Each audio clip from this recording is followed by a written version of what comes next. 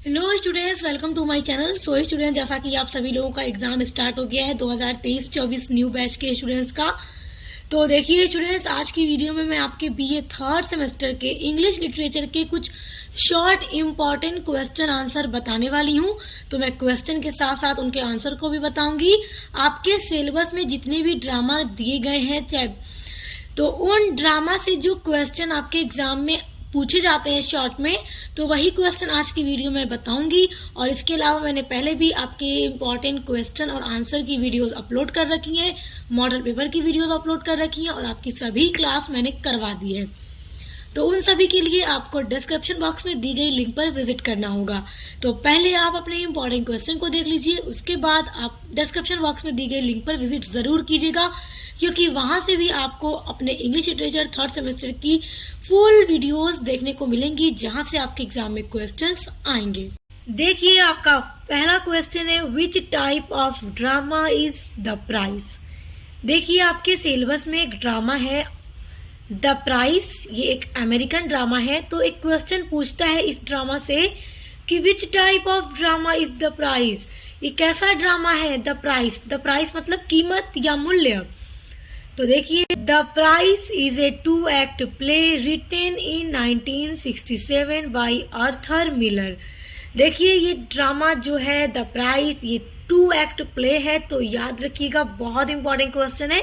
जिनका objectives type paper होता है उनके लिए भी इम्पोर्टेंट है कि ये कैसा एक ड्रामा है। 2 एक्ट प्ले है, इसमें 2 एक्ट हैं, जिसको लिखा गया है 1967 ईस्वी में आर्थर मिलर के द्वारा। इसके राइटर आर्थर मिलर हैं। It is about family dynamics, the price of furniture at the price of one's decision. और ये जो ड्रामा है एक फैमिली डायनेमिक है, यानी इसमें घरेलू स्टोरी है, 2 भाइयों की कहानी है। और इसका जो मेन थीम है वो क्या है, प्राइस ऑफ फर्नीचर, यानी कि जो फर्नीचर है उसी के कीमत की बात हो रही है। एंड प्राइस और कीमत ऑफ वंस डिसीजन, और एक ही निर्णय चाहिए, क्योंकि इसमें दोनों भाइयों के अलग अलग ओपिनियन है। यानी कि जो फर्नीचर डीलर है वो $1000 देता है फर्नीचर की कीमत, लेकिन दूसरा जो भाई होता है वाल्टर, जो छोटा भाई होता है, उसको $3000 चाहिए। तो इसी पर क्या होता है, बहस होती है। तो इसलिए एक फैमिली डायनेमिक ड्रामा है। तो बस ये छोटा सा आपका आंसर है, याद रखिएगा।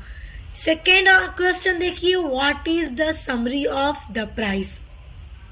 देखो, ये बड़ा इंपॉर्टेंट क्वेश्चन है, ये प्रश्न जरूर पूछेगा आपके एग्जाम में ये क्वेश्चन कि what is summary of the price.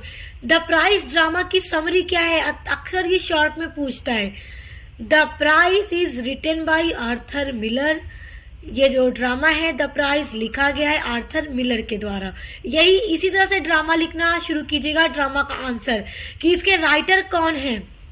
उसके बाद लिखिएगा आप, it is a story of 2 brothers. यह कहानी है 2 भाइयों की, who have been estranged for the past 16 years, can confront their family history when they finally meet to dispose of the furniture accumulated in their deceased father's house। देखो, ये कहानी है 2 भाइयों की जो अपना 16 साल बाद का जीवन व्यतीत करने के बाद मिलते हैं। यानी कि ये दोनों अलग अलग हो गए थे और 16 साल बाद इन दोनों भाइयों का आमना सामना होता है और मिलते हैं अपनी फैमिली से। और जब ये मिलते हैं, व्हेन दे फाइनली मीट, जब ये मिलते हैं तो ये किस कारण मिलते हैं, डिस्पोज ऑफ द फर्नीचर को बेचने के उद्देश्य से। जो पड़ा होता है उनके फादर जिनकी मृत्यु हो चुकी है, डिक्रीज्ड फादर्स, यानी कि जिस फादर की मृत्यु हो चुकी है उस फादर के घर में जितने भी पुराने फर्नीचर पड़े हुए हैं जो टूट फूट गए हैं, तो अब दोनों भाई चाहते हैं कि उनको बेच दिया जाए।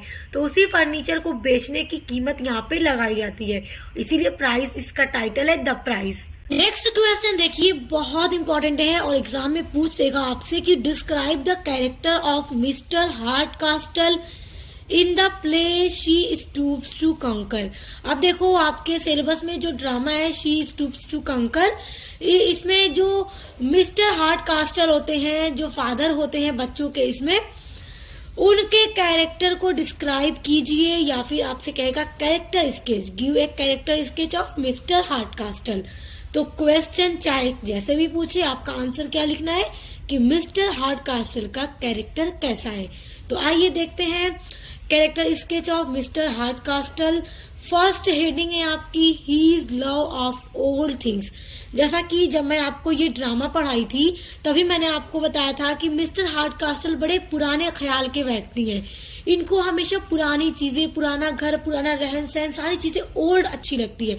इनको फैशनेबल जो न्यू चीजें हैं, मॉडर्न, वो मिस्टर हार्डकास्टल को पसंद नहीं है। तो इनके कैरेक्टर स्केच में फर्स्ट जो इम्पोर्टेंट हेडिंग होगी वो यही होगी कि he is love of old things, यानी पुरानी चीजों से उनका प्यार।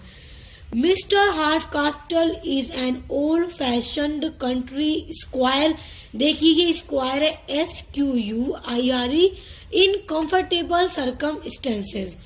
देखिए कंफर्टेबल परिस्थिति में रहने के बावजूद भी मिस्टर हार्डकास्टल क्या है, एक पुराने ख्याल के व्यक्ति हैं। He lives an old mansion. देखिए वह रहते हैं एक पुराने घर में, पुराने मैंशन में, जो उनका घर एकदम पुराना है। लुक्स लाइक एन इन, जो देखने में पूरी तरह से इन लगता है। इन का मतलब होता है बार, बार की तरह इनका घर बाहर से देखने में लगता है।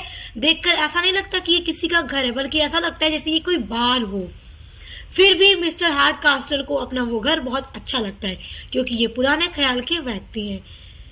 He is a lover of an old things, वह पुरानी चीजों के प्रेमी है। जो भी चीजें पुरानी है वो सारी चीजें मिस्टर हार्डकास्टल को अच्छी लगती हैं। He loves old friends, old time, old manners etc।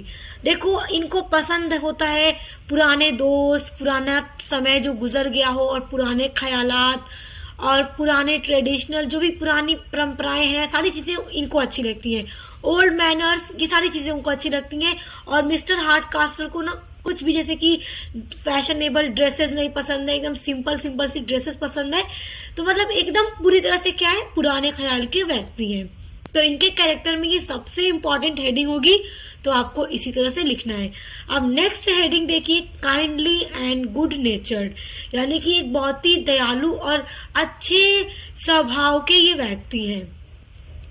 Mister Hardcastle is kindly and good natured man, एक बहुत ही दयालु और अच्छे नेचर के व्यक्ति हैं। He is a loving husband, और ये बहुत ही लविंग हस्बैंड है, बहुत प्यार करने वाले पति हैं।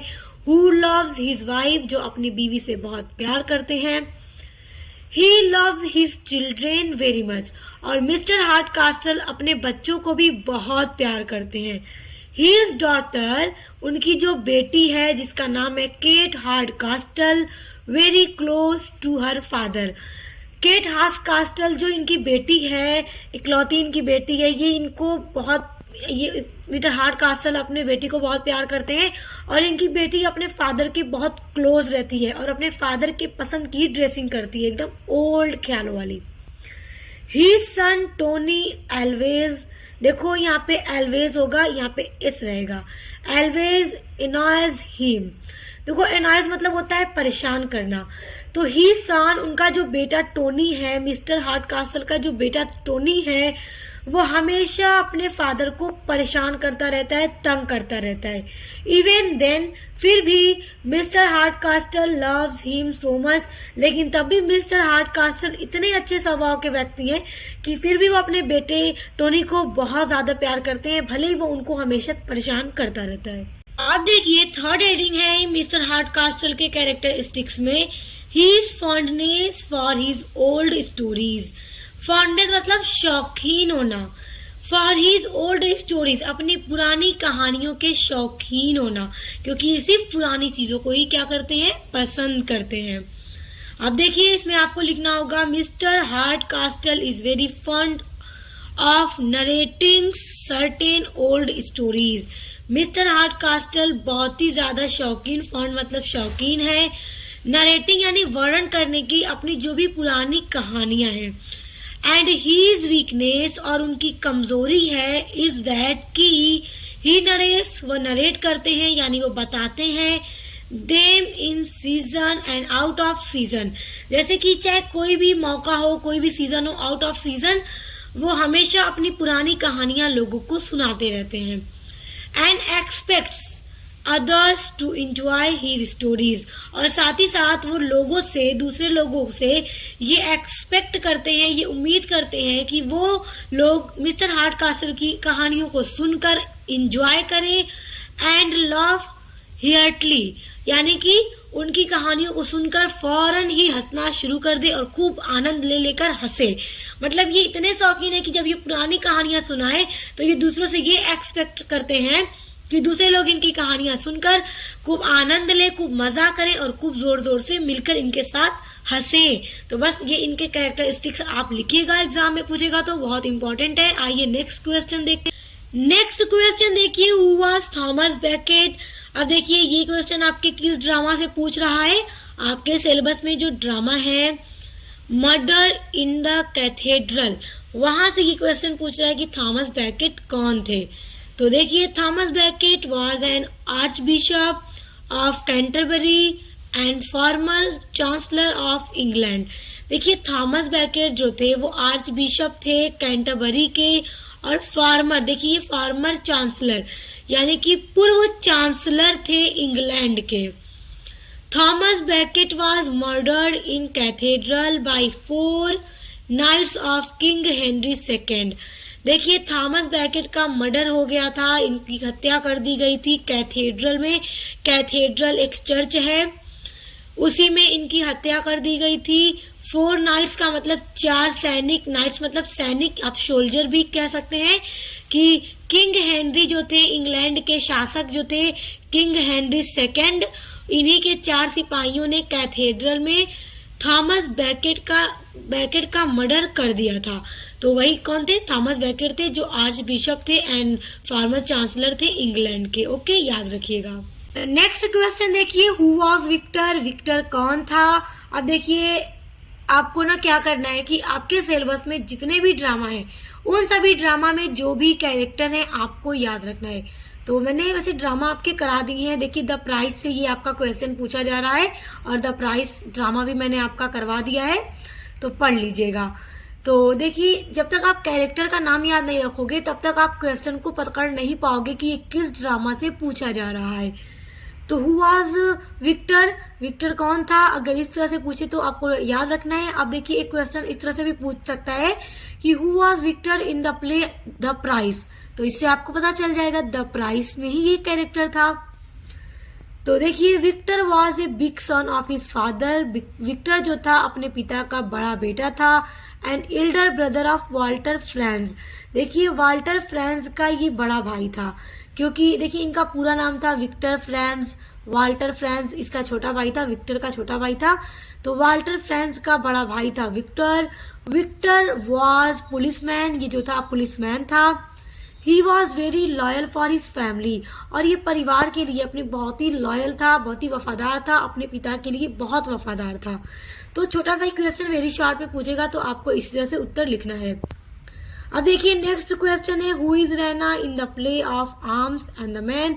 अब देखिए प्रश्न पूछ रहा है, क्वेश्चन क्या पूछ रहा है, arms and the Man play में रैना कौन है। तो कौन है रैना, हमने पढ़ा है ना प्ले। तो और रैना का कैरेक्टर स्केच भी मैंने अलग से अपलोड किया हुआ है, क्योंकि कैरेक्टर स्केच लॉन्ग में पूछता है तो इस पर एक अलग से वीडियो सिर्फ रैना के कैरेक्टर स्केच पर अपलोड है। देखिए Raina is heroine in the play. Raina इस प्ले की हीरोइन है। किस प्ले की, Arms and the Man, written by George Bernard Shaw. देखो जॉर्ज GEO है, ओके, जॉर्ज बर्नार्ड शॉ, जिसको Arms and the Man play को लिखा है जॉर्ज बर्नार्ड शॉ ने, और उसी की हीरोइन होती है Raina. She is daughter of major Petkoff of the Bulgarian army. Bulgarian army के जो मेजर हैं उन्हीं की बेटी है Raina. She is also one child of his parent. वह एक अकेली यानी इकलौती औलाद है अपने माता पिता की। She is engaged by Sergius. हमने प्ले के स्टार्ट में क्या देखा था कि रैना की मंगनी हुई थी सर्जियस के साथ, और सर्जियस भी बुल्गेरिया आर्मी में क्या है, एक सोल्जर है। अब देखिए, but in the end of play, लेकिन प्ले के एंड में she got married with blunt कली, और प्ले के अंत में रैना की शादी किससे होती है? ब्लंट कली से होती है, जबकि स्टार्ट में इसकी मंगनी हुई थी सर्जियस से। वैसे सर्जियस इसको धोखा दे देता है, क्यों देता है, किसे शादी कर लेता है ये सर्जियस, मैंने सब प्ले में पढ़ा दिया है, तो आप प्ले पढ़ लीजिएगा। और देखिए, कैप्टन ब्लंट कली का भी कैरेक्टर स्केच बहुत इंपॉर्टेंट है, तो इनके कैरेक्टर स्केच पर भी एक वीडियो मैंने अपलोड कर रखी है। अब देखिए next question, most important, who is Marlow in the play she stoops to Conquer? She stoops to Conquer play में मार्लो कौन है? अब देखो, आपने पढ़ा होगा ड्रामा मेरे साथ, तो आपको याद होगा कि मार्लो कौन है। मार्लो कौन था? मार्लो कौन था? आप देखिए, Marlow is a handsome young man well dressed according to the latest fashion. Marlow जो है एक बहुत ही हैंडसम नौजवान है, well dressed according to the latest fashion, यानी कि एकदम नए फैशन के अनुसार वो ड्रेसिंग करता है, एकदम नए फैशन के अनुसार, यानी कि एकदम मॉडर्न टाइप की ड्रेसिंग करता है और बहुत ही हैंडसम है। He belongs to good family, और मार्लो बिलोंग करता है, संबंध रखता है एक बहुत ही अच्छे परिवार से, क्योंकि इसकी फैमिली काफी अच्छी है, काफी रिच है, काफी मॉडर्न लोग हैं, और ये भी हैंडसम लड़का है। He comes to mister Hardcastle house, वह आता है मिस्टर हार्ड कास्टल के घर पर, विद हिज फ्रेंड हेस्टिंग्स, अपने दोस्त हेस्टिंग्स के साथ, to meet Mr Hardcastle's daughter Kate Hardcastle. किस लिए आता है? मिस्टर हार्ड कास्टल की जो बेटी केट हार्ड कास्टल है उसी से मिलने आता है, रिश्ते की बात करने के लिए। मार्लो के फादर ने उसको भेजा था, चार्ल्स मार्लो ने भेजा था मार्लो को, अपने बेटे को, मिस्टर हार्ड कास्टल के घर उनकी बेटी केट से मिलने के लिए। तो ड्रामा आप लोग पढ़ लीजिएगा, मैंने पढ़ा दिया है, सारे ड्रामास मैंने पढ़ा दिए हैं, तो पढ़ लीजिएगा, बहुत अच्छा ड्रामा है, कॉमेडी प्ले है। स्टूडेंट्स, इसके अलावा अगर आप थर्ड सेमेस्टर में सोशियोलॉजी पढ़ते हैं या हिंदी गद्य पढ़ते हैं तो उसकी भी पूरी क्लास मैंने करवा दी है। मॉडल पेपर की वीडियोस लगातार अपलोड कर रही हूँ, और जो शॉर्ट इंपॉर्टेंट क्वेश्चन आंसर होते हैं सभी की वीडियोस मैं लगातार अपलोड कर रही हूँ, तो उसके लिए भी आप चैनल पर विजिट जरूर कीजिएगा। और मैं आपको इंग्लिश लिटरेचर थर्ड सेमेस्टर के प्लेलिस्ट की लिंक डिस्क्रिप्शन बॉक्स में दे दी हूँ, तो चलिए जल्दी से जाइए, प्लेलिस्ट को चेक कीजिए और पढ़ना शुरू कर दीजिए, और अच्छे से एग्जाम की तैयारी कीजिए। Best of luck. अब मिलते हैं नेक्स्ट वीडियो के साथ।